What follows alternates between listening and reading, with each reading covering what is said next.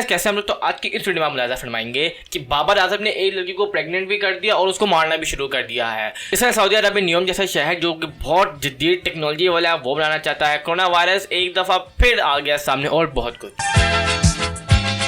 उड़ती हुई खबर आई है और मेरे कबूतरों ने मुझे ये बताया है कि एक बहुत बड़ा स्कैंडल सामने आ गया। एक लड़की जिसने लाहौर प्रेस कॉन्फ्रेंस की और उसने भांडा फोड़ दिया बाबर आजम का। यार एक दफ़ा इसकी शक्ल देखो, इस 15 साल की। यार ये लगता है कहीं से कि ये लड़की को भगा के ले जाता था, प्रेग्नेंट तो दूर की बात और फिर मारना उससे भी दूर की बात है।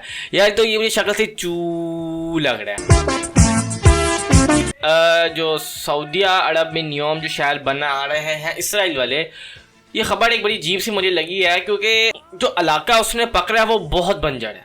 मतलब वहाँ पे सहरा ही सहरा है, वहाँ पे सहरा के अलावा और कुछ है ही नहीं।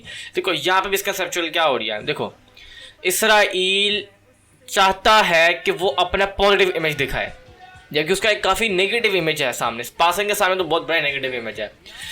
तो आप मुझे एक बात बताएं, उसने ये अरब कंट्रीज़ को ही क्यों पकड़ा है?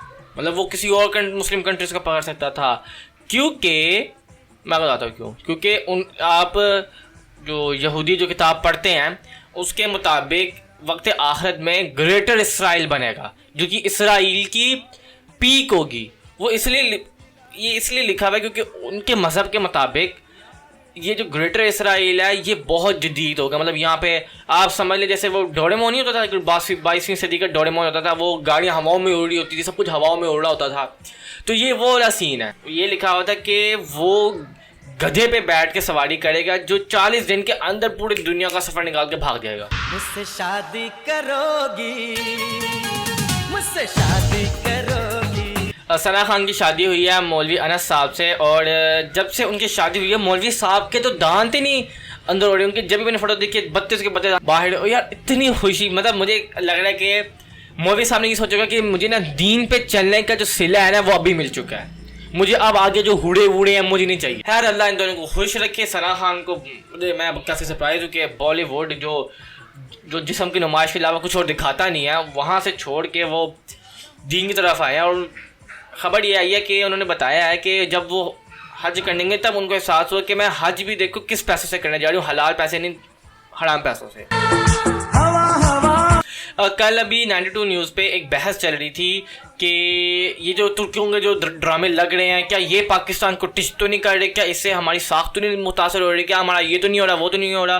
तो एक पुराना जमाल शाह देखें, मैंने उनको एक दो ड्रामा में बाप का ही रोल अपनाया, तो वहाँ पे वो बात कर रहे हैं कि हमारे पास अब कोई ना एक्टर है ना हमारे पास स्क्रिप्ट राइटर है। और इवन औलिया मकबूल जान ने इतनी टू द पॉइंट बात की। यार उनकी बात मुझे हमेशा अच्छी लगती है क्योंकि वो ऑन द पॉइंट बात करते हैं और सही बात करते हैं। उन्होंने कहा कि जब पीटीवी ड्रामे बनाया करता था, जब पीटीवी की पीक थी, जो 1970 80 90 के जो ड्रामे बनाते थे आंगन टेरा वगैरह, तो वो सही होते थे जिन्होंने एमए किया होता था या जिनको लिखने का शौक था या जो उनको आता था स्क्रिप्ट राइटिंग करना। यहाँ पे क्या है कि ये परचूनों की दुकान थे या नईयों की दुकान थोड़ा चल यार लिख दे ये स्क्रिप्ट, वो अपने बोंगिया मार के उसने मोहब्बत कर ली, उसने दगा दे दी, उसने ये कर लिया, लो ये तो। सिर्फ हवाले के लिए बता दूँ, हॉलीवुड ने जब 1940 में स्टार्ट किया था ना, तो उसने ये ग्लैमर नहीं सबसे पहले दिखा दे दो ग्लैमर है हमारा। उसने सबसे पहले फर्स्ट फिल्म लिख लें, फर्स्ट फिल्म मुझे नहीं पता कौन थी, लिख ले गूगल पर फर्स्ट फिल्म ऑफ हॉलीवुड, वो आ जाएगी। वो क्या इल्म के ऊपर थी, अदब के ऊपर थी। आप देख लीजिए 1950-60 की फिल्में जो थी हॉलीवुड की, वो एक फिल्म थी जो मैथ्स के ऊपर थी, यानी क्या नाम था, प्रूफ था उस फिल्म का नाम। बड़ी साइंटिफिक तो नहीं है लेकिन बहुत अक्लमंदों वाली फिल्म है। उसमें क्या होता है, एक साइंटिस्ट होता है, वो मैथ का फॉर्मूला दरियाफ्त करता है, उससे होता नहीं उसकी बेटी दरियाफ्त कर लीजिए मैथ का फॉर्मूला।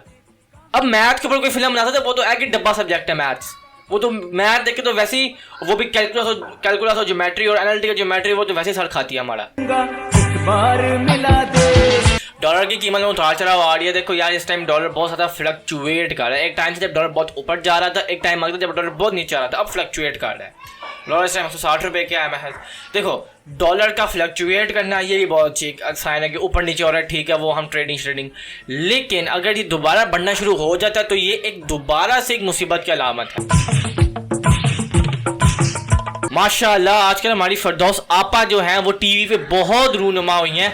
अब ऐसा कैसे होता था कि फिरदौस आपा टीवी पे आएँ और कोई काम ना करें? तो काम सीन और ये हुआ है, तो काम सीन धमाल शमाल ये हुआ है कि हमारे फिरदौस आपा ने अपने ये 2.5 किलो के हाथ से सारी ईंटें या ब्रिक्स या टाइल्स तोड़ के रख दिए और ये इशारा किया कि ये मुक्का मैं बहुत जोर से मारूंगी। और भाई मेरे अपोजिशन अब तो डर जाओ, फिरदौस आपा का मुक्का मुंह पे पड़ा ना तो मुंह पीछे हो जाएगा बिल्कुल। कोविड-19 के बहुत बड़े हालात इस टाइम पाकिस्तान और दुनिया में आ चुके हैं। ये सेकंड फेज की अभी स्टार्ट है, तो अमेरिका में 2 लाख केसेस रिकॉर्ड हुए हैं, 2 लाख और 3,000 अमवातें हुई हैं। अभी आप सोचें ये भी पीक है सर, जो मैं सॉरी ये भी स्टार्टिंग है। खुदा ना खास्ता अगर ये मई जो में दोबारा पीक आती है तो ये तो बहुत टफ होनी है।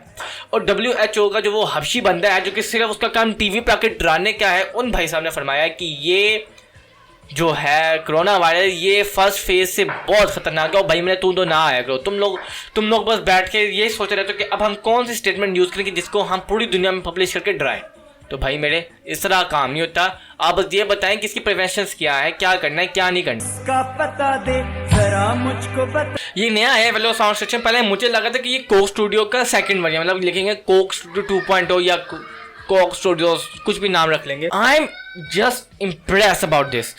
इतने बेहतरीन गाने प्रोड्यूस हो रहे हैं, फटाफट सब्सक्राइबर भी मिल रहे हैं, व्यूज भी बढ़े हैं वेलो साउंड स्टेशन और छक्के चौके। और आई एम सो इम्प्रेस्ड कि पाकिस्तान के अंदर सास बहू के ड्रामे को छोड़ के इतने one of the best drama best songs बन रहे हैं, बहुत अच्छी बात है। और इसको भी आप अप्रिशिएट करें, इसको भी 10 मिलियन तक पहुंचाएं और रिकॉर्ड इसका भी तोड़ दें जो कि अर्तुगरुल ने बनाया।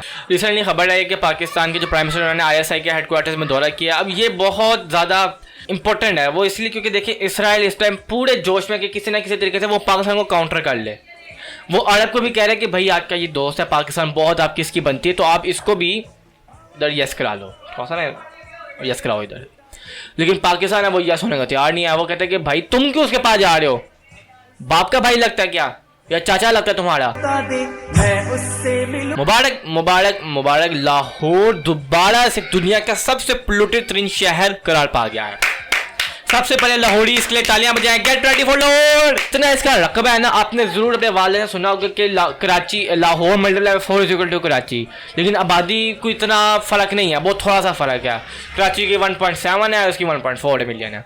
यार मुझे एक बात बताओ, इतना छोटा शहर, मतलब इतना छोटा मतलब इतना भी नहीं, एक एवरेज शहर है, लेकिन इसकी आबादी बहुत तो ज़्यादा, यहाँ पे ठक्की कौम बहुत रहती है और बस आगे आप लोग समझते हैं। तो इसकी वजह से लोगों ने बाइक्स भी खरीदी हुई हैं, सर्दी भी पड़ती है, वो धुआं ऊपर वेपोरेट हो जाता है, वेपोरेट क्या धुआं ऊपर जम जाता है जिसकी वजह से पोल्यूटेड बन जाता है। मुबारक की एक और खुशखबरी ये है कि पाकिस्तान ने नवंबर में अपनी एक्सपोर्ट्स को मजीद 7.2% इंक्रीज़ कर दिया और ये अब इसकी जो एक्सपोर्ट्स है वो $2.15 बिलियन तक चली गई है। ये यहाँ तक पहुँची नहीं, यहाँ तक राइज। और ये बहुत अच्छा सिम्टम है कि जहाँ पे दुनिया रिसेशन के अंदर है, दुनिया की हालत ख़राब हुई हुई है, इंडिया डिप्रेशन के अंदर है और बड़े बड़े ममालिक रिसेशन के अंदर है, वहाँ पे पाकिस्तान का स्टैंड करना, वो भी तब टूटा फूटा मुल्क, बड़ी बात है भाई। ट्रिलियन ऑफ डॉलर ज़ाया हो चुके हैं इस पूरी दुनिया की जो वर्ल्ड GDP है।